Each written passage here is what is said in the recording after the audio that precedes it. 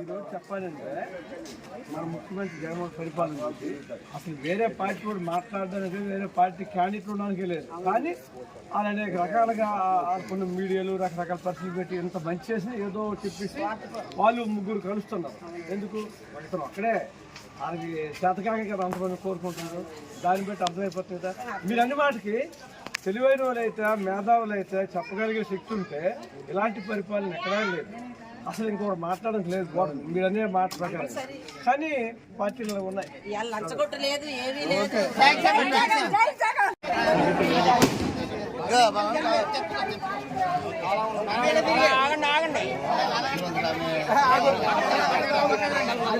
చెప్పండి మాట్లాడండి.